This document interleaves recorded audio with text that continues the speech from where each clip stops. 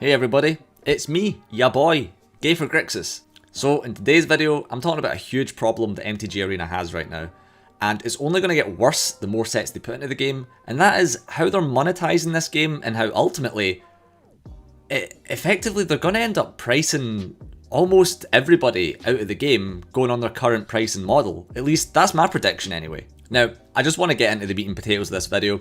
So I just want to say quickly, if you like the video, please like, comment and subscribe. It helps me out, especially trying to share this video, because ultimately I think this message needs to kind of spread about a little bit, because I really think that this game is going to be facing a huge problem in the coming year at the very least, and I guess we'll get to that. Now, a lot of you probably already realise that MTG Arena is kind of expensive if you want to get all the cards to play with. Now, ultimately, yeah, I suppose there's a lot of people that do play free to play, and that's totally fine, but you're not really getting the full experience of what Magic has to offer if you're only playing free to play on Arena. Now, if you play free to play and you somehow have all the cards, then honestly, good on you. But I know that I don't have the time to be able to do that, to be able to play all the decks I want to be able to play, because that would require grinding draft after draft after draft, day in, day out, to be able to get the cards you need to play the game, when ultimately I just want to be able to go in and play Constructed. Even then, for the average person, you're definitely not going to be able to grind drafts day in, day out. I mean, I barely got enough time to be able to grind my dailies, never mind grind drafts, especially with me when I'm making like videos and content creation. I need all the cards there immediately to be able to play them whenever something new kind of comes up. It just is the way it is. But ultimately, even if I wasn't making videos, I would still just want access to the full card pool, because that way I'm getting the most out of my Magic experience. I personally enjoy having a wide range of cards to be able to play with, and a wide range of decks that I can then play with. And presumably that's the case for everybody in an ideal world anyway. Now, currently in Arena, we have two main formats. We've got Standard and we've got Historic. And at least in the coming years, they're going to be attempting to put Pioneer into the game. Presumably, they would love to have Modern into the game, and I don't blame them. I would like Modern in the game as well, but ultimately, if we're just going under the absolute bare minimum of Standard, Historic, and Pioneer, even that is enough to provide a huge issue. Okay, I'm going to go explain it now. So let's say, for talking's sake, you only care about Standard. Now, let's say, for an example, you want to get into Standard just as Core 21 came out. I don't know why you'd get into Standard right at the ass end of it, but I guess this is just like worst case scenario. So you've got 8 sets, and each set has about 73 to 76 rares and mythics. So this ends up meaning that there's about 650-ish rares and mythics overall. Now, I'm actually going to round this down to 600, because over the sets there's like a whole bunch of things that they've included, like the Planeswalker deck cards that no one cares about, and like the Brawl decks from Eldraine, which really only Corvold was being used. I'm trying to give it the benefit of the doubt here, as well as you do get wild cards opening these packs, but I'm just trying to get a kind of ballpark figure here anyway. So it's basically accurate to say there's about 600 or so rares and mythics. But you also want a playset of all them, so you need to times that by 4. Which means if you want a playset of every card in Standard, that's 2,400 packs that you need to open to get every single card. Now, again, understand that this isn't quite a realistic model, but it's about, it's just about getting a general figure here. Maybe a little bit more, maybe a little bit less. Okay, so how much does 2,400 packs cost us? Let's find out. So, the $100 pack allows you to get 99 packs, essentially, because you go, okay, so this is 18,000 for 90, and then you can get these two, so that's an extra 9 on top. So, for every $100 you spend, you can get 99 packs. So, that's basically 100, which essentially means if we need 2,400 cards all in, it ends up amounting to about 24 times $100, so $2,400 in order to max out an entire Standard set. Now again, it doesn't actually cost quite that much, but we're going to go into ways in how you can reduce the cost and then look at what the cost is then after that. Now the point I'm making just now is that the average person realistically can't afford £2,400, or dollars in this case. Now, I guess maybe you're asking yourself, well, how do you afford it, as in me?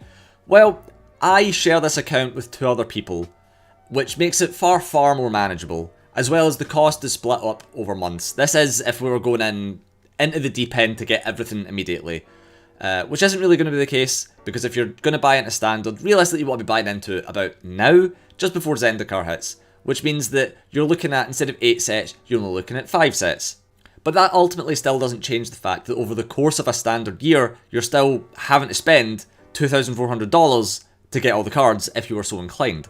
Now, as I said, it is cheaper for me, and you can save up the golden gems that you get over the course of 3 months to further reduce the cost. And now, I have just completely resigned to the fact that I'm never going to be able to max out all the mythics in a set. My main goal is just max out all the rares in a set, and then hopefully just pick and choose the mythics I need, because a lot of the times, most of the mythics aren't entirely usable. So that's basically fine. You don't need all the cards. You just need most of the cards, and that's fine. I can resign myself to that. Now, in saying this, I've been grinding hard for the last 3 months, and by the time Zendikar comes out, I'll probably have about 100,000 gold. Now, that's only enough to buy 100 packs, which is a third of a set.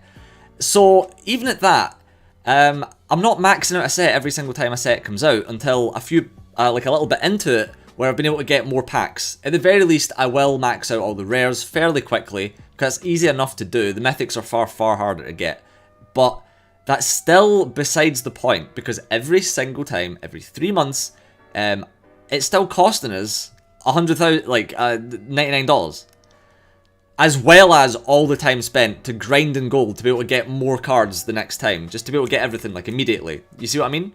So maybe for you, $100 every 3 months, $33 a month isn't that much. For some people it definitely is an expense that they can't afford to make. And you know, for me, splitting the cost, it amounts to about $10 a month to have access to most of the cards. And that's basically fine, because there's never been a point where I've tried to make a deck and I can't make it. But for most people, that's not going to be the case. And now, bear in mind, I am only talking about standard. And when we start talking about historic, it is an entirely different story. Not only this, we still need to deal with the topic of card duplication, and the fact that, unlike playing Magic Online and in real life, when you put money into Arena, that's it, the money's gone. You're not getting that money back. At the very least, with Magic Online and in real life, you have something to trade or like sell. You know what I mean? But when it comes to Arena, when you put the money in, that's it. The money's gone. So let's talk about the historic. Now, they're only going to be expanding historic, and when you look at Jumpstart, which is significantly larger than a normal Magic set, you look at Amonkhet, which is also larger than a normal Magic set, but it is 2 sets combined, but also it's missed a bunch of cards, so they need to put them in eventually. But the point is, if I want to play Historic, I then need to shell out a lot more money in order to be able to play it. And the other problem with that is, at least with Standard, you'll never need to deal with between 5 and 8 sets at a time. But the more sets they put into Historic, and then up to Pioneer, once Zendikar comes out, Pioneer includes 30 sets. How am I supposed to play that with any kind of budget? Now, yes, wildcards certainly help that with open up some packs and then I can get play sets of the cards I need from another set. But the thing is a lot of the decks in Pioneer, basically all the decks in Pioneer, include cards from across the full spectrum of Pioneer. So if I want to pull any one specific card out of any one specific set, the chances of that are extremely unlikely, and most of the time, you're probably going to have to be making decks out of wild cards. So, I mean, that's like fine, I guess, but you see the point I'm making here. So, you might get lucky and get a few cards that you need from pulling random packs and sets, but if you need to make a deck specifically mostly out of wild cards, it actually means that you need to open 6 packs in order to get one card that you need. And that's kind of bafflingly terrifying. So yeah, obviously you can open up more cards out of the Pioneer sets, and then like theoretically you'll fill out that set, and then the cards that you need become easier to acquire, or you already have them. But if you're just trying to build the Pioneer set, yeah, you're gonna be sinking a lot of money, and you're not gonna be able to play all the decks that you want to play for a long ass time. Now, if there's 2,400 rares and mythics over 8 standard sets, give or take ballpark figure, when it comes to Pioneer, at least when Zendikar hits and you're dealing with 30 sets, that's 9,000 rares and mythics that you need to acquire to get all the Pioneer cards. And as we're aware, you get 99 packs for $100, so that's basically 100 to 100, which means actually it's costing you $9,000 to get all the fucking Pioneer cards. Now, chances are at least half the Pioneer cards you probably won't give a fuck about. But because it's such an expansive amount, and you, like, at least with standard, it's like, well, you just max out a full standard set, that's easy enough. You only need to deal with one set at a time. But if you're trying to deal with Pioneer, and admittedly, yeah, we will be dealing with one set at a time in Pioneer, but that also has the problem of you need to get a standard set going forward, and then a Pioneer set going backwards, and then that just keeps going. So, what, every month and a half, at the worst, you have to spend, like, what, $100 or more to be able to get all those cards. Now, again, like, I do feel like I'm kind of talking about, like, worst case scenarios, but at the same time, like, if you play for long enough, eventually this is what it's going to cost you. As well as buying into the new standard sets that are just going to keep on going forever. Like, once you have all the Pioneer cards, yeah, sure, but the standard sets keep on going. And then, what if they then add modern cards into the mix? Like, there's a lot more sets in Modern than there are in Pioneer. And if it's $9,000 to get Pioneer, God knows how much it would be for Modern. Now, look, I don't want to sound, like, unappreciative. I know that a lot of people do defend Wizards and saying, like, yeah, they need to make money. And I do agree, like, they do need to make money, because otherwise we couldn't have Magic as a concept. But it's eventually going to reach critical mass. Because if you're a new player, and you want to get into, like, Pioneer or whatever, say Standard is like it's just bad at that point, that's going to put players off. So I'll move to Historic or Pioneer. But it's, to make any one deck, it's going to cost like $100, maybe even more. That's just for that one deck. I mean, you will get other cards, but this is just a theoretical standpoint anyway. And then you're just getting ruined off people, game after game, that have way better decks, access to more cards. That's going to put a lot of players off, I think. I know that for me, when I was playing Arena, I have a whole other account that I'd started. Now, luckily I didn't really put any money into it, but all I could play for the longest time was Mono Red. I just didn't have the access to enough cards. So it got extremely boring for me. So if you're a free-to-play player, or you're just new, and you can only really play one deck, that's going to put people off. And I just think that there's so many compounding problems when you factor in, like, the reprints. Oh, I've already got this card, but to max out a set, you'd need to get another 4 of it that is completely useless. That is money that you're putting in that you're getting nothing back for. When you take into account that you can open up packs of Magic and then you have cards, an asset to sell or trade for, but again, in Arena, you just don't have that, so the money is just gone. And it's only going to compound harder the more sets they put into the game. I know that I don't have the money to be able to play Historic or buy any of the cards from Jumpstart or any of the cards from Amonkhet.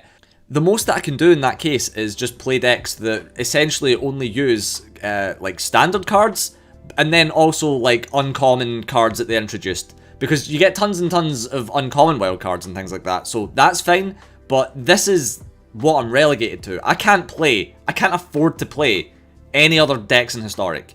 And I mean, that's fine because I can play as much Standard as I want, but if Standard's in a bad place, I don't want to be playing Standard.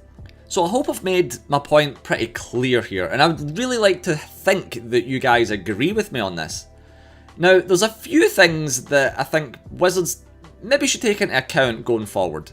One of which is your reward cards for your dailies and things like that. These should be cards that ultimately should fill out Standard. But at the same time, if you have maxed out Standard in terms of the rares, say you're due to get a rare reward card, I really think that it shouldn't give you gems. Please God, give us cards from Historic sets. 20 gems for a reward card that you already have is honest to God practically worthless. Especially if I've put money into the Mastery Pass to get a card that I already own. It's not good. It feels so terrible. Another part on this is with the Mastery Pass, they give you packs. Now, if I already have a set, especially the rares. If I have all the rares in a set, basically I've got a 1 in 6 chance of getting a mythic that I don't have. Otherwise, again, I'm just relegated to 20 gems, which is nothing. And again, that feels really, really bad. I'm considering actually not getting the Mastery Pass for Zendikar, because ultimately, if I'm only going to... They don't give you Zendikar packs from the Mastery Pass. Or if there is, it's like 5, which isn't enough to justify it. So, yeah, I might just give it a miss this time and just buy more Zendikar packs with the money, because ultimately, opening gems out of these packs means nothing to me. Now, I'm in the bundles section, and I know that they used to sell the historic bundle, where you could buy all the historic cards for an amount of gems. I can't find it, I don't know if they're doing that anymore, but the point is, though, is maybe they have to just make it so you just buy a full set for a set price. But if they were going to do that, I reckon they'd be charging like $200 for it. And it's like, okay, cool. Technically, that might be like a bargain. But it's $200 might be less, but it's still also kind of more. You could maybe get away if they sold you a full set for $100. But ultimately, they can get away with selling you 90 packs, which is a third of a set for $100 currently. So I don't think they're going to be changing that anytime soon. The next thing that I think that perhaps they need to start considering is allowing you to dust cards like you can in Hearthstone. Especially if they continue forward like Pioneer and Historic. I think that's going to be something that's going to be a huge point of contention. Especially because there's a lot of just garbage that they put into sets that ultimately you don't care if you do or don't open ever again, because it's never going to be playable. So yeah, let me just crush that down and get some rares from a set that actually matter. That would be good. I don't think they're ever going to do that, but I think they need to do something like that in the future. Now, the thing that I want them to do more than anything, and the thing that I think that they'll end up having to do, is make Arena subscription based, which I would absolutely advocate for. I would be completely fine with it. $15 a month, I would say, would actually encourage far, far more players to pick up Arena.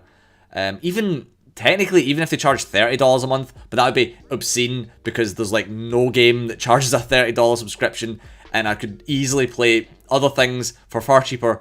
But I would say $15 a month for access to all the cards is actually a really good deal at the current rates anyway. I would say they have to do it.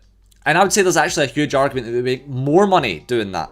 Because currently, if you're a free-to-play player, and you could go, okay, I could put a little bit of money in, but that money in isn't going to actually net me enough of like a power boost to be able to really compete, so I'm just going to keep playing free-to-play. If you have access to all the cards, people that were never going to pay any money at all will probably end up just going, well, $15 a month, that's actually okay. And this is a completely separate pricing model as well. You're paying a subscription for access to all the cards, but you need to remember that, like I said, you don't have an asset when you put money into this game. At least with IRL, Magic Online, there's something you can sell and trade, but you can't do that on Arena. So that's why I think a subscription-based model makes far, far more sense. And I think that is about all I've got to say on this matter.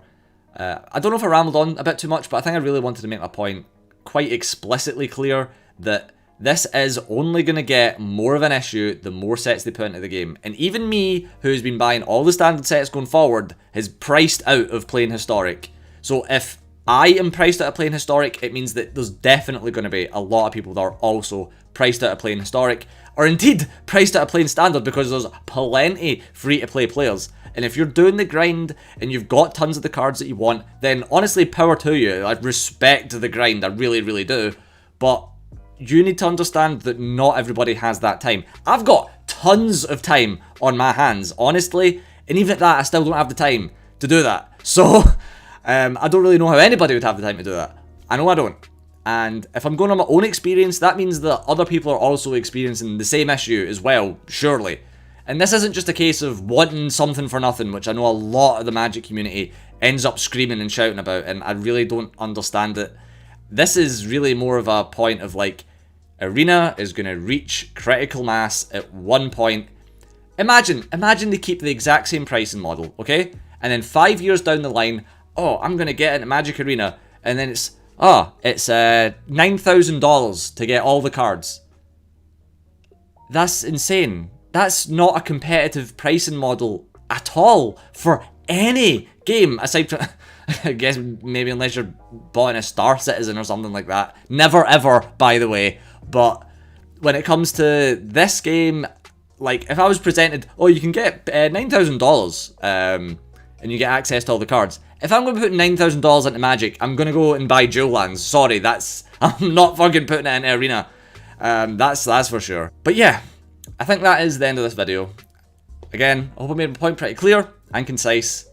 And thanks for watching, and tell me what you think. And I'll see you in the next video. I've got a bunch of these sorts of videos that I'm going to be making before Zendikar comes out, so you can look forward to that. But anyway guys, catch you later. So you made it to the end of the video. Thanks a lot. I hope you enjoyed it. And if you did enjoy it, maybe give the video a little like. If you want to see more things like this, then again, you can also subscribe. And if you want to keep up to date with the rest of the things we're doing, you can follow us on Twitch, Twitter, and Facebook. And if you have anything to say, just leave them in the comments. I will reply, and I read all of them. So again, thanks for watching the video, and hopefully I'll see you in the next one. Catch you later.